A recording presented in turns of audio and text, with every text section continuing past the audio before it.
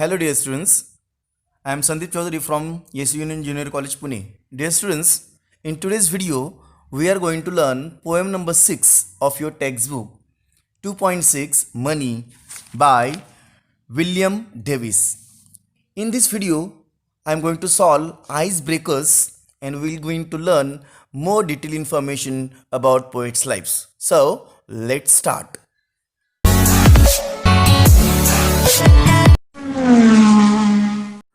Let's start icebreakers which are given on page number 121. The first activity, discuss in the class about importance of money. And the first answer is itself, money is used as a capital in business. Students, you know that whenever you want to purchase anything, you have to exchange money for that particular product. So it is used by traders to fill up the stocks. Even everyone uses money for paying transportation fare, food bill, medicine bill, hospital wages, and so on.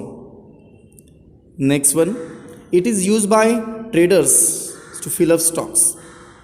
It is used by the common man for buying groceries, essential materials, purchasing vehicle, paying fees, taking education, visiting any picnic spot. So we know that what is the importance of money. Without money, we cannot purchase anything from market for family. See, second activity, complete the web. Money spent judiciously. Now, judiciously means done with good judgment. How you have to spend money judiciously, wisely, we can say. So first is given there, donation for poor and needy. Definitely, if you have enough money, everyone at least try to donate something for our society, because we are part of this society and it is our moral responsibility to stand for the poor, needy. Next one, we can pay fees of bright students who are economically backward. Those students are unable to pay fees for their education. We have to take leadership. We can contribute for their education. Third, used to help women to set up small business. Those are single women, orphan, widows. Definitely, it is also our responsibility to help them economically. You can help to start some small startup businesses for women also by contributing some amount. Even to support fine arts, crafts, music, traditional art forms. So here, money can bring happiness for others' life. So money can be spent judiciously. If you have that much amount, at least 10%, 5% of amount we can contribute, we can donate for others. See, third activity now. List. Make a list of good qualities of your friends.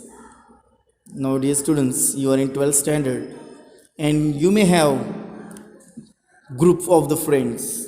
You are in particular group. You can easily identify their skill, their qualities, and such as maybe your friends are very helpful, good natured, very simple, down to earth.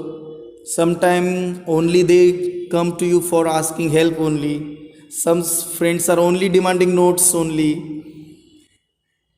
Some your friends are very talented, excellent in particular skill, having some pleasant personality.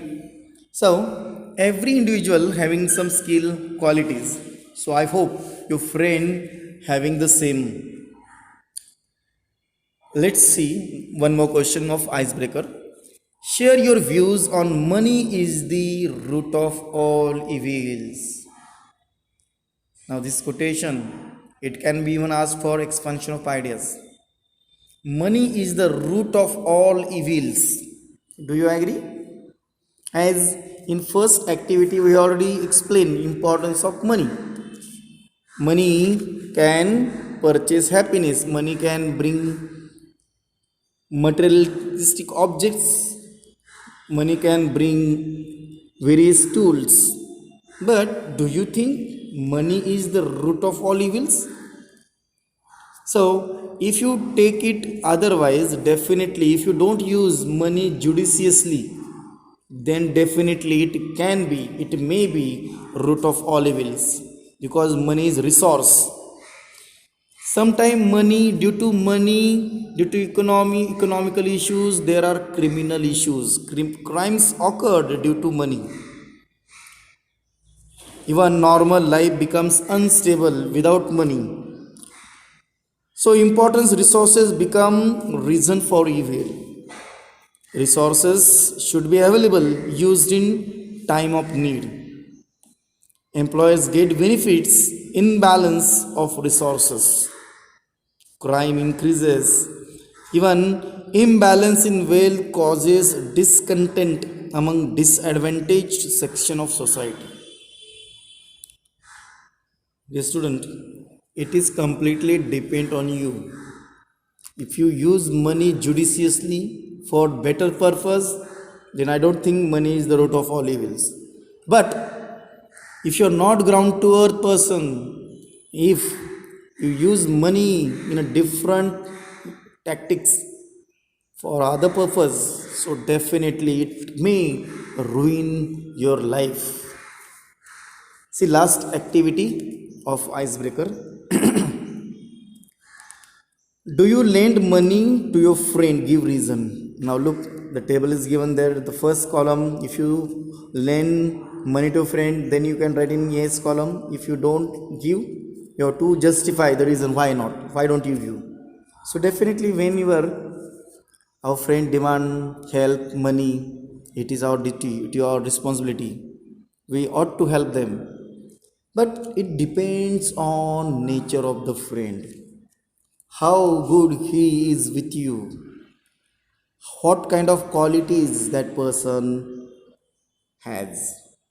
So it is completely depend. If you lend money to your friends, completely depend on the psychology, completely depend on the person's personality.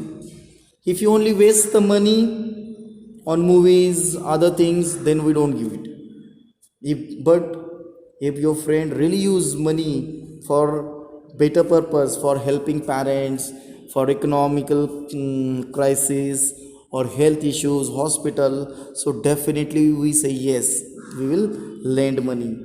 But if he comes to college only to meet friends and socialize, he don't come he doesn't come to college for study purpose, then I don't think we help that child, right, or the friend. So we have solved all the activities which are given on page number 121 here.